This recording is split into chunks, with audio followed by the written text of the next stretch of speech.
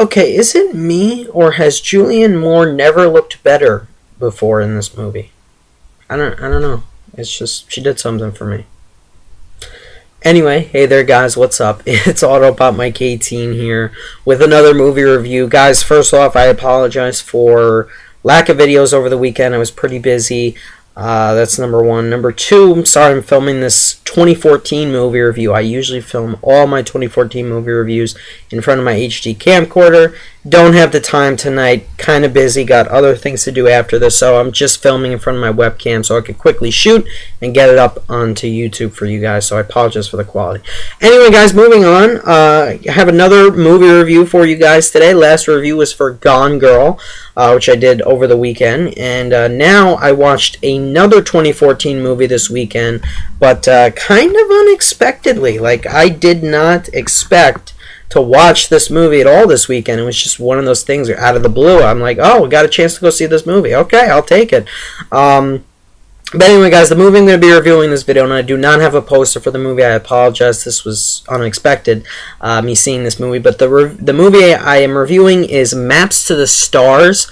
It is from director David Cronenberg. A lot of you guys may be fans of him. And this movie technically hasn't had a U.S. release date yet. It just recently premiered or was screened at the New York Film Festival, and earlier it was at the Cannes Film Festival earlier this year, and actually it stars, namely Julianne Moore herself, won an award for this movie. So, it has been getting some buzz, and of course David Cronenberg, who I personally only have seen from him. I've only seen this now, and the original, or the remake of The Fly.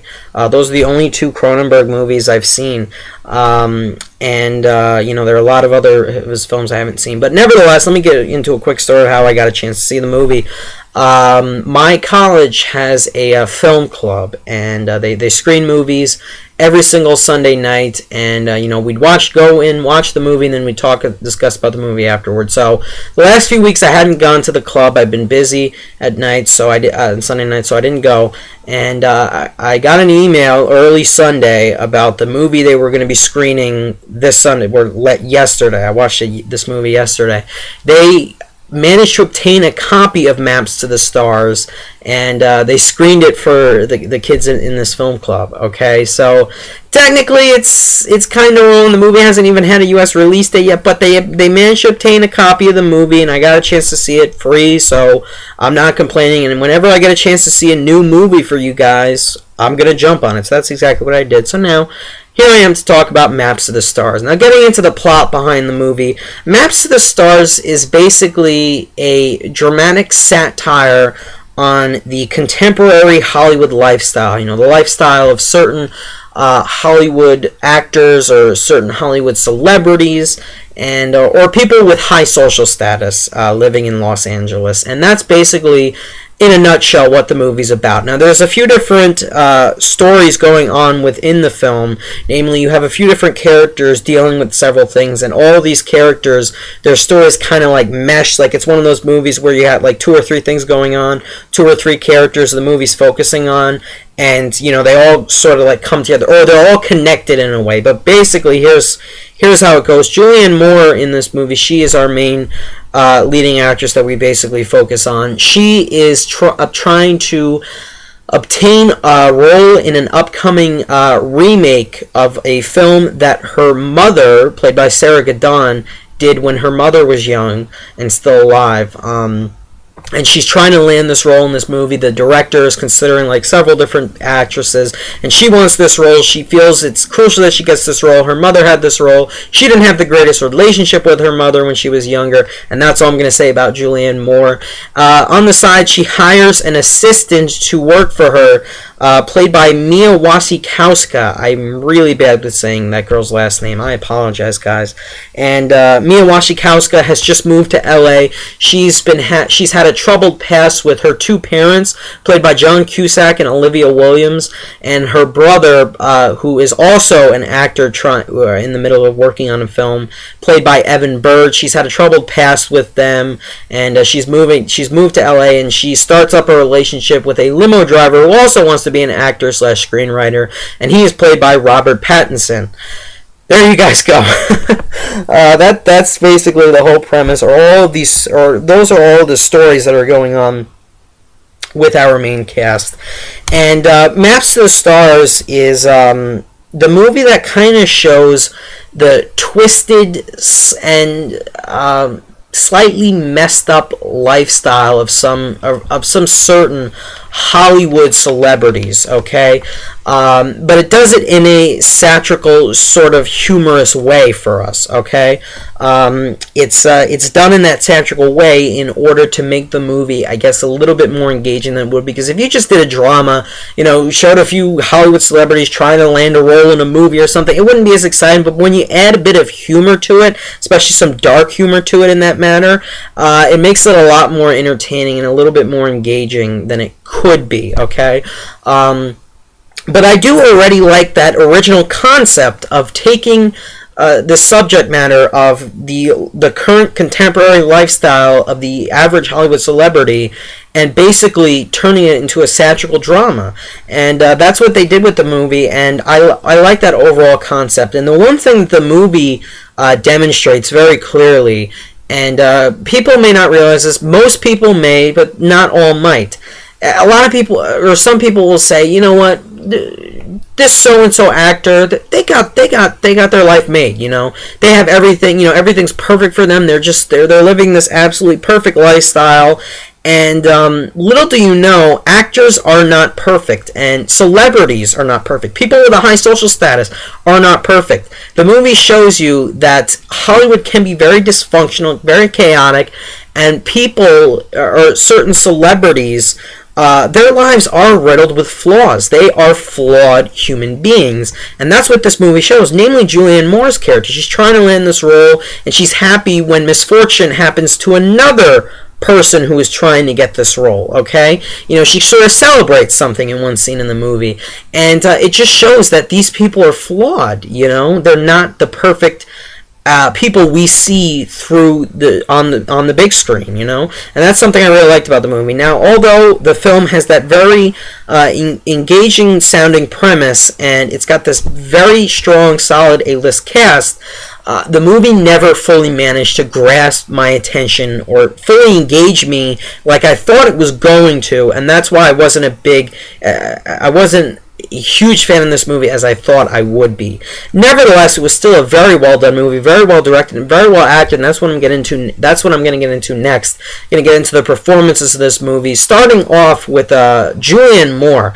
By the way, every actor is basically at the top of their game in this movie. They all knocked it right. They all knocked their performances right out of the park.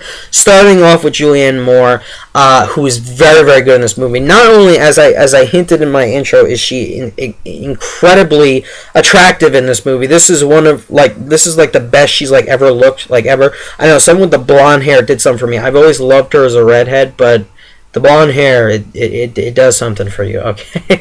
I am so young, and I am looking at Julianne Moore, who is in her 50s, by the way, okay? She's not that young, but she looks so good in this movie. Not only does she look incredible, but her performance is incredible. It's that kind of performance where I think it's really good, but it's not going to be recognized by the Oscars because this movie hasn't even gotten a wide release, really. And so yeah, but however, if it's a very quiet year in the Best Actress category, I see her getting nominated because she was really good and she won this award at Cannes, so it could happen. And the way it looks this year, actually, it doesn't look like it's going to be a big year for Best Actresses. So I could see Julianne Moore getting a nom. But she was really good. Like I said, there are times her character is very pushy and demanding, and there are even times where her character feels fake. She shows joy for another character, and then when that character faces misfortune, she shows the light. So she acts like a fake person in a few moments, and I like that. That's how some actors could act in real life, and I really like that. Side note, I love how they reference Ryan Gosling several times in this movie. I thought that was hilarious. It just worked for me. Anyway, so yeah, Julianne Moore really steals the movie. Excellent in all of her scenes. Then we have Mia Wasikowska, who I never say her name right, and she's a very good young actress, and she's also very good in the movie. She has this sort of troubled past going on, a little bit intriguing. Her character's a little bit intriguing. I like that about her. But she was good in the movie as well. And then the rest of our cast, we have John Cusack, Olivia Williams. John Cusack was really good. I've always been a fan of him. Sarah Gadon from Denis Villeneuve's Enemy, playing Julianne Moore's mother in the movie. Sarah Gadon, very good in this movie too. That's 2 movies she's been in this year that she's impressed me in. And even Robert Pattinson, guys, who I'm not a fan of, playing the limo driver, shows that he has a much better acting range after Twilight. You know, he needs more credit, even though he's been in those crappy ass Twilight movies. And then one other quick actor I want to talk about, the kid playing Benji in the movie, the young male actor, kid actor, who's in the sequel, played by Evan Bird in the movie. His acting wasn't the greatest, but he spews some of the most humorous lines in the movie. Again, he was the character who references Ryan Gosling in a few scenes and does all these things. And he was pretty funny, even though his acting wasn't as spot on as everybody else. But he was still pretty good in the movie. Now, getting into more of my thoughts on the movie and getting into my rating on the film. I'm going to say this much about Maps to the Stars. It is a solid, dark, twisted, slightly humorous, it has that dark humor in it, tale of how contemporary Hollywood is and how certain actors or celebrities act, or people with high social status act in Hollywood nowadays. And I like that aspect of it, but it could have been more engaging than I wanted it to be. And for that reason, I'm going to give Maps to the Stars a solid 8 out of 10 or a B-. It's a good movie that I recommend you check out when you have time, but it's not one of those movies I recommend you rush out to go see. It's definitely got its pros to it, starting off with the cast. Definitely the best thing going for this movie, I think, by far. It's just all the performances. Julianne Moore, Mia Wasikowska, John Cusack, all the actors were committed to each of their roles, and they played the characters they were portraying top-notch, pretty much. And I really enjoyed that, and they were all very, very good in the movie. Other good things going for the movie, I think the film was very well directed by David Cronenberg, not only because each shot was very well framed and the cinematography was very good, but I could tell that Cronenberg is the type of director who really knows how to work well with actors and, direct the actor to act the certain way the director needs them to act, and that really works in this movie. And Cronenberg, I could tell, did a good job. And even though I've only seen The Fly, and that's not like an actor's movie, this is more so an actor's movie. This is where the actors sort of take the story by storm and make it a lot more entertaining and enjoyable than it already is, and they all did that in the movie, and that was a good job on Cronenberg's part. The film editing was very good in the movie, and last but not least, even though the script didn't fully suck me in and give me that feeling like, oh yeah, I'm so hooked into this movie, it was as a whole very well written. The parts of the movie that have the dark humor in them, they were very well written. The parts of the movie that feel very twisted and very dark, I like those parts as well. And the fact that the movie as a whole is a satire on Hollywood lifestyle, I like that as well. And I thought that was very well done. I think the fact that the Hollywood lifestyle was depicted in this movie, and it was often depicted well at parts, I bought into it, even though there wasn't a lot of media involvement or anything like that in the movie, not really. I thought that aspect of the movie was good. But my one, complaint with the story was that, it kind of becomes something else, and it's not really a complaint. I don't know why I say complaint. It kind of becomes something else by the finale of the film, in that, there's a whole different theme going on. The first half of the movie, we see this Hollywood lifestyle being depicted in a satirical way. Then the last half of the movie, the last 20 minutes of the movie, we see this one theme explored, the last shot, namely, and I'm not going to spoil it. That was interesting, but it took a hard left, and diverted from what the Hollywood satire that was going on. Other than that, guys, getting into problems I have with the movie, which is why I didn't go as high.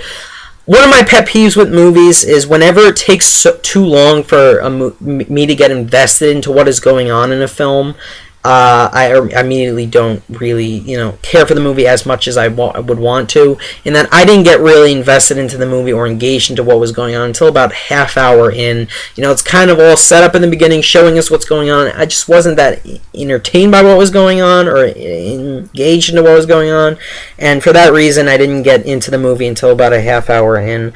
There's a few slow moments in the movie, and as a whole, I just never really connected or got hooked into the film, even by its end, mainly because there's a few slower, boring moments, namely in the beginning, but the movie definitely picks up as it progresses, and you get more into it slowly.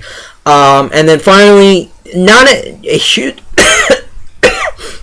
not the biggest fan of the ending. It was decent, not perfect, and... excuse me, they had to use special effects for one part of the ending. It did not come out that good. Okay, I don't want to spoil what they had to use special effects for, but it did not look that good at all. It looked very fake. I don't know if they wanted to make it look like that, but if they did, Anyway, guys, other than that, those are my thoughts on Maps of the Stars. 8 out of 10. If you're a fan of Cronenberg, definitely recommend it. I think you'd enjoy it if you enjoyed his other films. If not, don't rush out to go see it. Like, if you got to drive like 2 hours to go see this movie, yeah, I wouldn't really recommend it. But other than that, guys, let me know what you guys thought of the movie down below in the comments. I'm curious to know what you guys thought about the movie. If you guys liked it or didn't like it, let me know down below. And thanks a lot for watching, guys. I really appreciate it. I will see you in my next review. Bye, guys.